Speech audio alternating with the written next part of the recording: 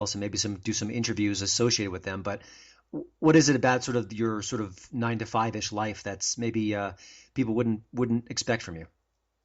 I don't know. It's a very kind of introverted life. You can go through a whole day without really even talking to anyone. You can show up for a Uh-huh. movie at 10 and write it up, and show up for another movie at 3 and write it up, and all you really do is say hello to the publicist on the way in, and maybe you might chit chat with some other critics in the screening room. I don't really. It's a very good existence if you don't really want to interact with your fellow man that much.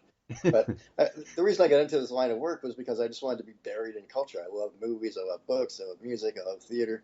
I just wanted to be deluged with great culture all day long. And now I've got that in spades. Now I've got it times 10. You know, it's more than I could take.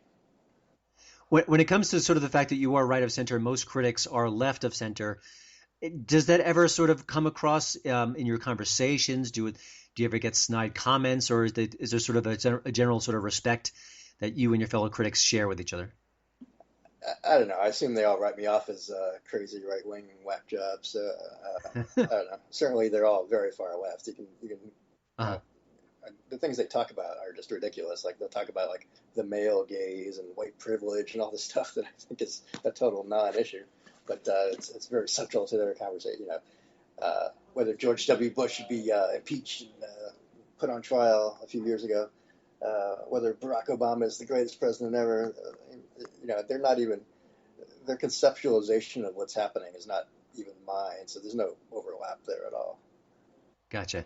Recently we saw Meryl Streep at the DNC. Then they had, of course, you had Scott Baio at the RNC.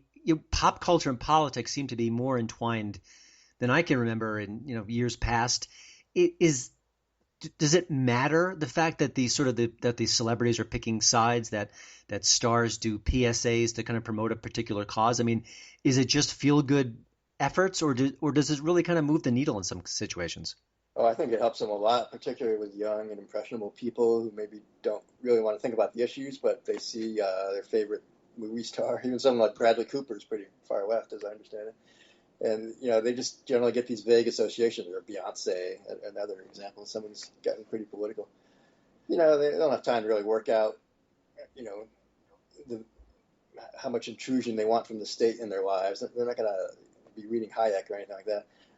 But they see Beyonce at a Hillary fundraiser, and that makes them feel good about Hillary, maybe, and that's about as deep as they go. So yeah, it's a huge weapon for the left that they have. Mhm. You know, almost unanimous, enthusiastic cheerleading from the leading cultural figures of the age.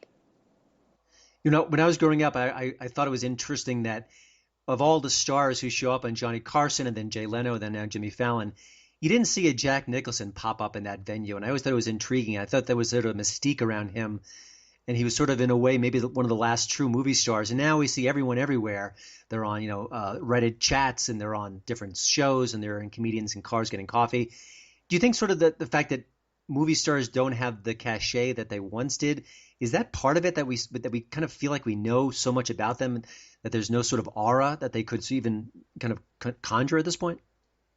Yeah, I think that's largely true. They kind of put themselves out there a little bit too much. But the flip side of that is people like Stanley Kubrick and maybe to a lesser extent Daniel Day-Lewis. People you don't feel like you knew all that well. They kind of seem more interesting because they're not out there all the time.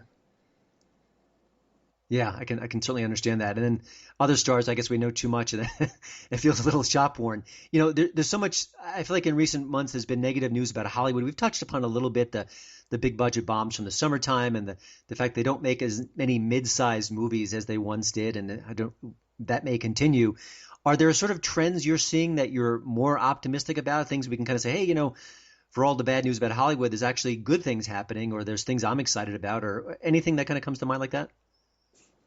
Yeah, I mean, there's something like 700 plus movies coming out a year in New York. There's all sorts of financing venues that are open for movies, and the top talent, almost all the top talent, is willing to work for nothing if it's the right project. Meaning, you can make a movie on a very low budget that would involve A-list stars, directors, writers. In the 70s, you know, a Paramount or a Fox would have made these movies, or Columbia, and now they're being made by Fox Searchlight or by the Weinstein Company or even not even by those mini majors, even by little consortiums of individuals just kind of pooling their money together. Um, this means, I think, that even though the big studios don't really make Oscar type movies anymore, those movies are still getting made. They're just getting made more cheaply. A movie like Spotlight was not made to make any money. It's just made because some interesting people had some ideas and put their own money together. And Mhm. people who say, "Well, movies are dead. They're not making interesting movies anymore." That's not true. There's, I'd say, probably 50 or more interesting movies coming out a year, which is probably the same number that, or even more than were coming out in the 70s. They just kind of morphed from being necessarily studio projects to all these other um, independent outlets and semi-independent outlets like Fox Searchlight. Mhm. I have one last question.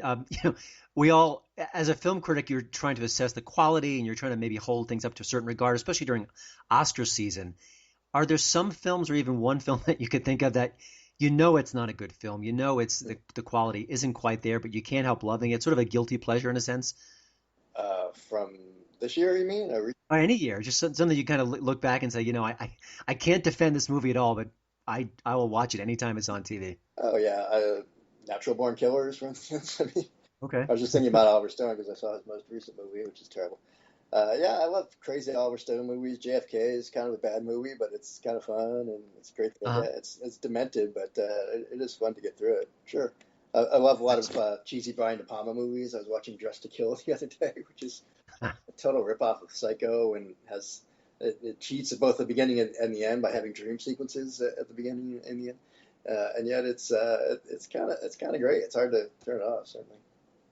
Gotcha. Excellent. Well, Kyle, thank you so much for taking a few minutes to speak to me. Now, let's just, before we go, let readers and listeners know where they can find your work and follow you on social media. I'm on Twitter at @RKyleSmith. If you go to the New York Post archive under my name, Kyle Smith, you can find all my stuff there. I'll have a blog, KyleSmithOnline.com. Excellent. Well, again, thanks so much. If you haven't read Kyle Smith's reviews, please do. It doesn't maybe matter whether you're liberal or conservative because they are funny. And if the movie is very bad, they are very funny. So again, thanks, Kyle, for your time.